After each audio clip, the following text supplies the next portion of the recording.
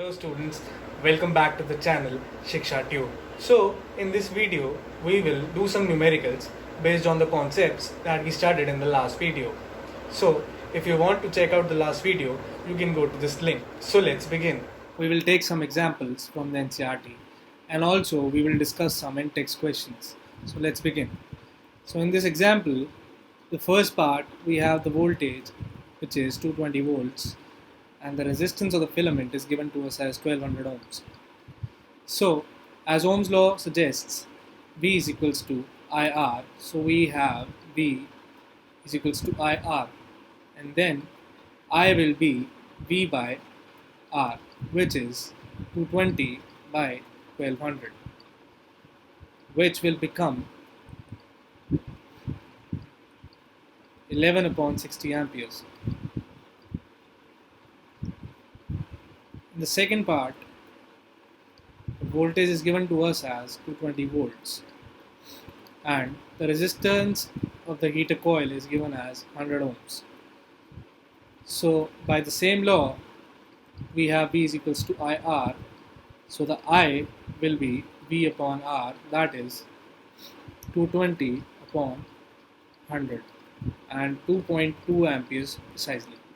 Here in this example, it says the potential difference between the terminals of an electric heater is 60 volts when it draws a current of 4 ampere from the source. So let's write down the given things in the question. So we have the voltage as 60 volts and the current as 4 amperes. What current will the heater draw if the potential difference is increased to 120 volts? So basically what we don't have here is the resistance. So we need to calculate the resistance from the given figures. We have V, we have I, and then we can calculate R. So from this formula, we can easily see that V upon I is equals to R, which will be 15 ohms. Since now we have the resistance, now we will see what will happen if we increase the voltage to 120 volts. So now R we have, V is 15 ohms. So V upon R will provide us with the current flowing through the circuit in this case. So 120 by 15 will be the current, that is 8 amperes.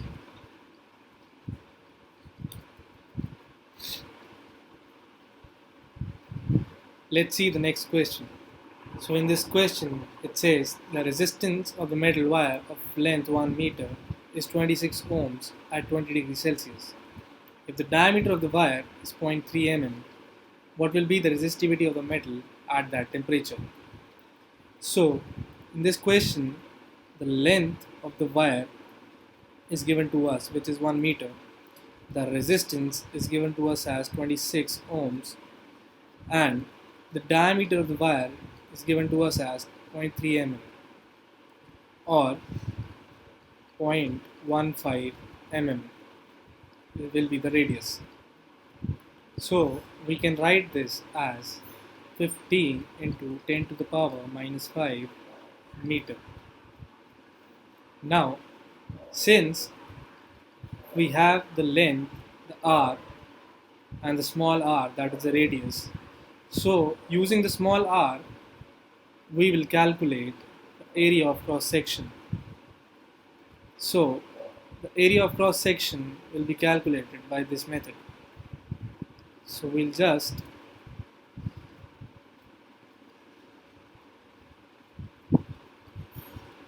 use this method to calculate the area of cross section. So the area of cross section will be 7.07 into 10 to the power minus 8 meters square. So now as we have the area of cross section, we will use the formula R is equals to rho L by A that we studied in the last video. So by this we need to calculate the resistivity. So by using this formula, by shuffling the variables. By putting values in this formula, we'll get the resistivity. So this will be R, which is 26, into area of cross section, that is 7.07 into 10 to the power minus 8, divided by the length, which is 1 meter. Now, if we calculate this, we will get the value 1.83 into 10 to the power minus 6 ohm meter, which is the SI unit of resistivity. So let's move on to the next question. So in this question, it says a wire of a given material having length L. So we have the length L, the cross section area as A, and the resistance is 4 ohm. What would be the resistance of another wire of the same material? So in this question, the catch is the material is same in both the wires, and the length in the second wire is L by 2. So we'll mark L2 as L by 2, and the area of cross section in the other wire is 2A. Double the area of the first wire, and length will be half the length of the first wire. So it's asking that what will be the resistance R2 in this case. So let's see. We will use the formula R is equals to rho L by A. And for the other resistance also we'll use the formula 2 by A2. So in the first case, this will be the equation. For the second case, we will put the given values in the equation. So from this, we will get, from this it's clearly visible that it can be written as 1 by 4 rho L by A. So what is rho L by A? Rho L by A is nothing but R1. So we'll write R2 as 1 by 4 R1, and we have the value of R1 as 4 ohms, so the value of R2 will be 1 ohm. Point 7. The resistance is given to us as 20 ohms of the electric lamp. Let's take this as R1, and R2 is 4 ohms, which is connected to a battery of voltage 6 volts. So the first part says we have to collect the R equivalent for this circuit. This circuit will look like this.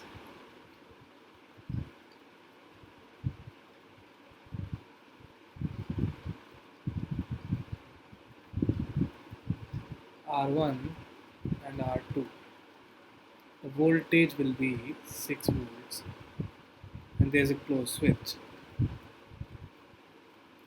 So the R equivalent in this case will be R1 plus R2, since it is clearly visible that they are connected in series, which will be 24 ohms. Now the Ohm's law says V equals to IR, and in the second part it's asking to calculate the current through the circuit, which will be calculated by this formula. I is equals to V by R equivalent. V is 6 volts and the R equivalent is 24 ohms, which will result into 0.25 amperes or 1 by 4 amperes.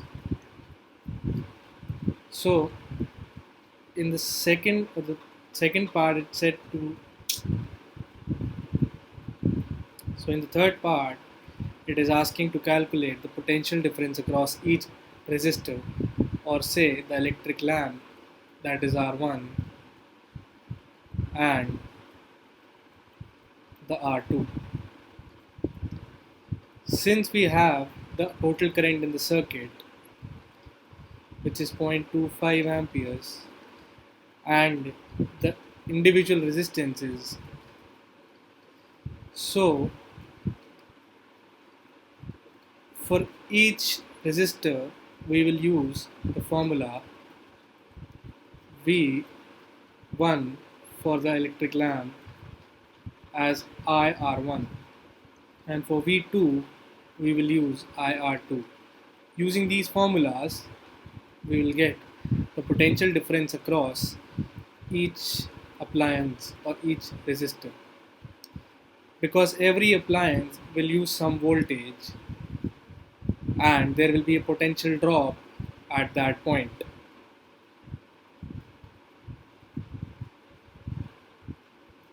So for V1, or the voltage across the electric lamp, will be I, that is 0.25, and R, that is 20 ohms, which will be 5 volts.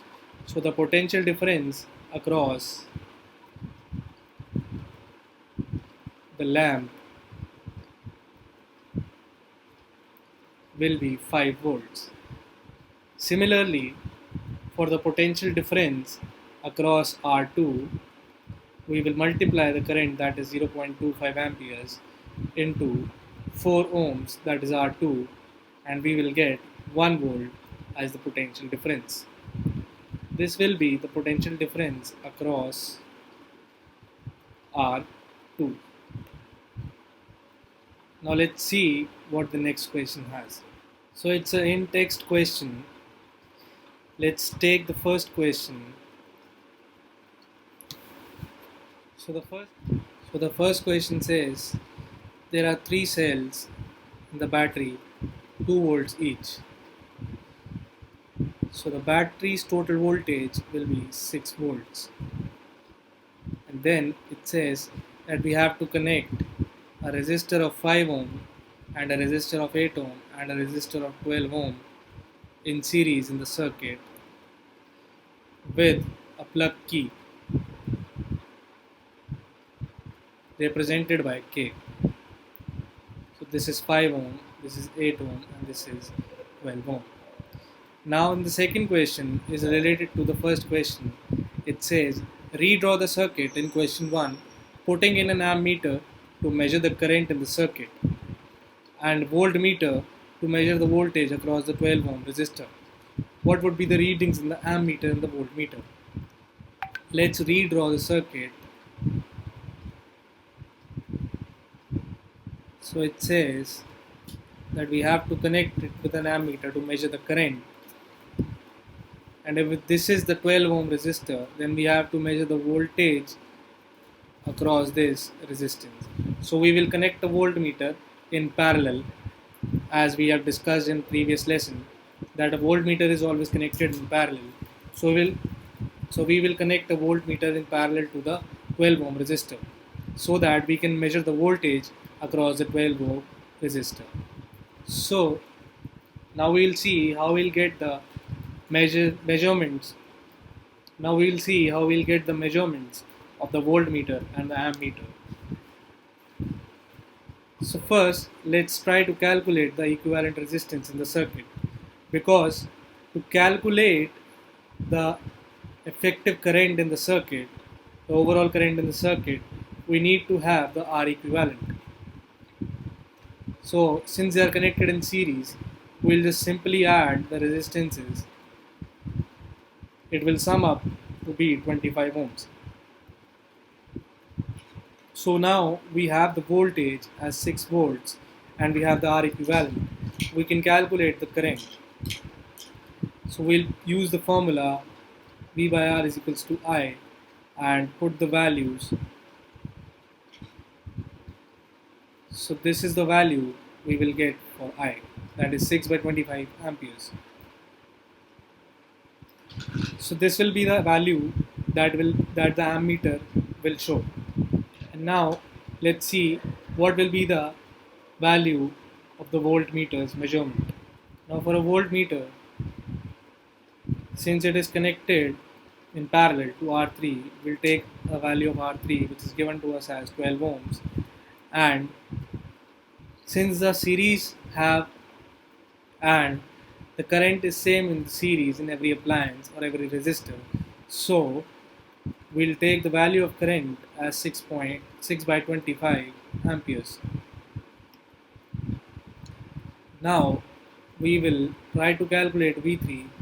Now V3 will be the measurement of the voltmeter,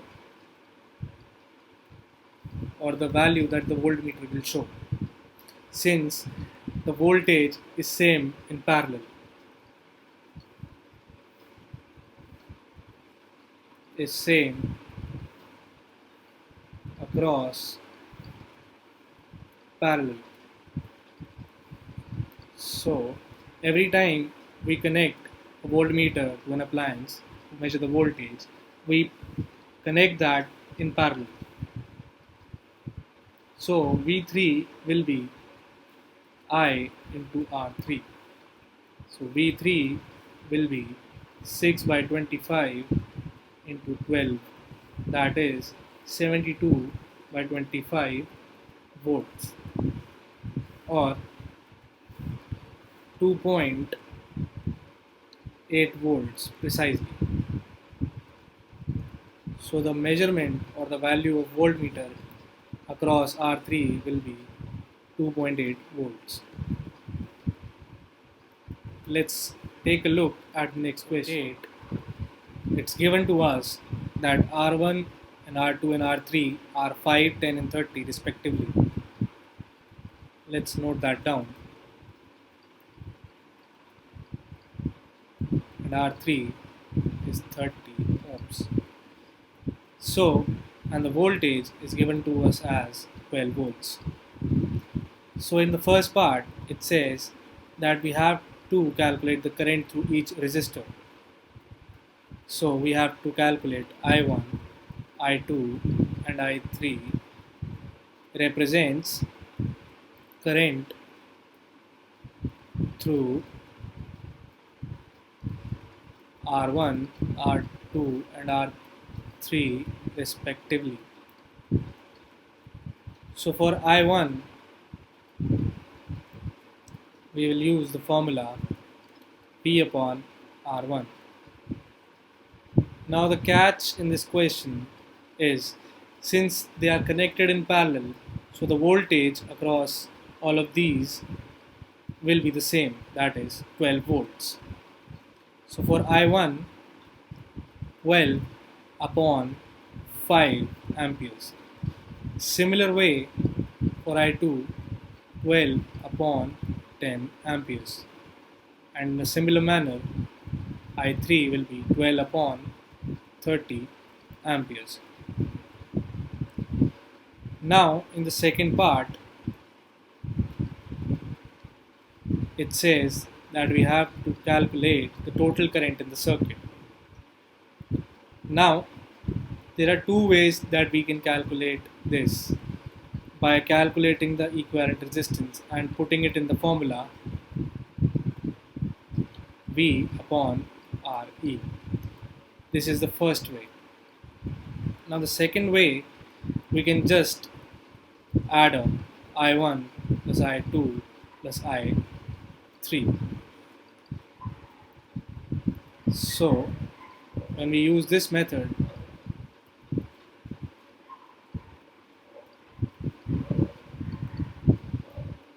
we'll get the answer as 4 amperes.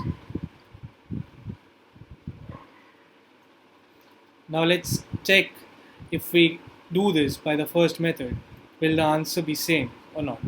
Now in the first way,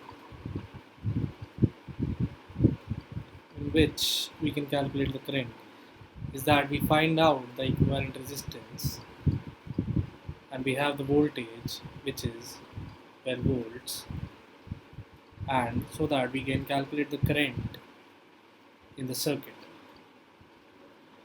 by the formula V by Re. For Re, since the system is a parallel system, we will use this formula. That means we simply add up the reciprocals of the resistances, which is 1 by 5 plus 1 by 10 plus 1 by 30, which will result to be 10 upon 30, which is 1 by 3.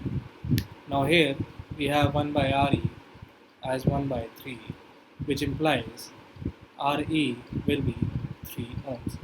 This means the equivalent resistance will come out to be 3 ohms. Now, to calculate the current in the circuit, we will put the voltage, the value of the voltage and the equivalent resistance, and then we will get the answer as 4 amperes, which is clearly the same as in this case. That is simply adding up the values of I1, I2 and I3. So moving on to the next question. Now here we have R1 as 10 ohms, R2 as 40 ohms, R3 as 30, R4 as 20 and R5 as 60 ohms, and the voltage is given to us as 12 volts. So as we can see, R1 and R2 are in a parallel system, and similarly R3, R4 and R5 in a parallel system. So in the first case,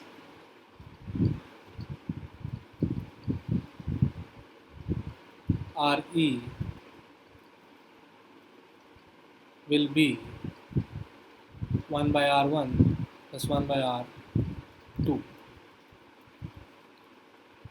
and in the second case 1 by Re will be 1 by R3 plus 1 by R4 plus 1 by R5.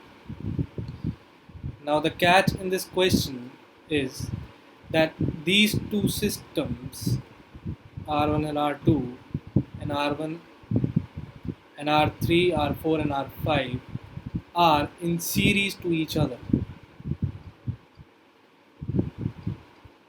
That means if we say that RO and RC are in series. Now RC will represent the equivalent resistance for this system, and RO will represent the equivalent resistance of this system. So we can say that RC and RO will be in series. The circuit will reduce to this.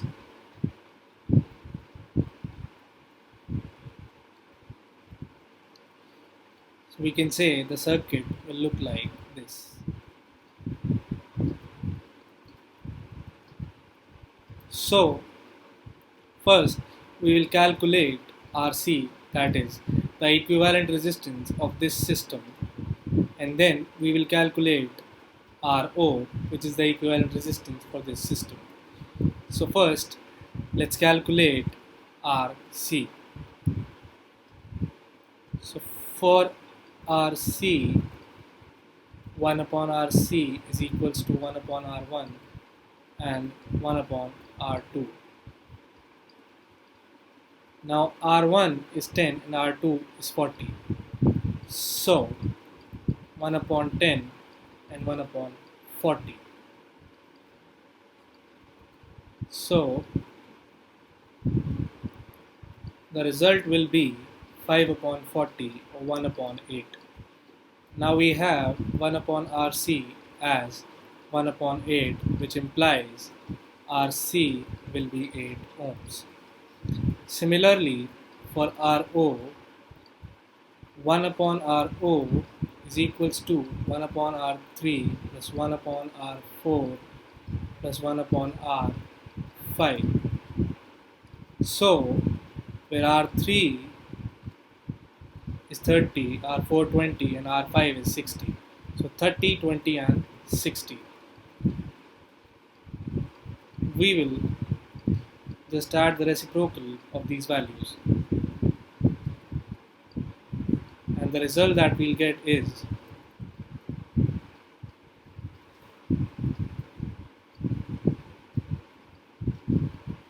6 upon 60. So 1 upon RO will be 6 upon 60, that is 1 by 10, or this implies that RO will be 10 ohms.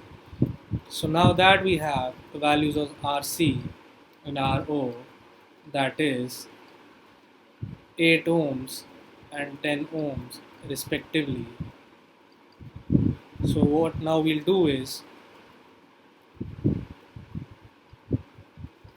as we saw in the diagram, that RO and RC will be in series. It is clearly visible that these two systems, that is system 1 and system 2, are in series to each other.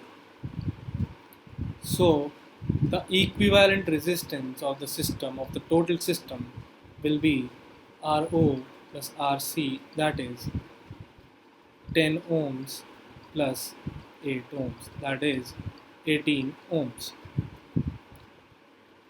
So we have calculated the total resistance of the circuit, and now we have to calculate the total current flowing in the circuit. So now that we have the equivalent resistance, what we'll do is we'll use Ohm's law, and we will find out the value of current in the circuit by simply putting these values.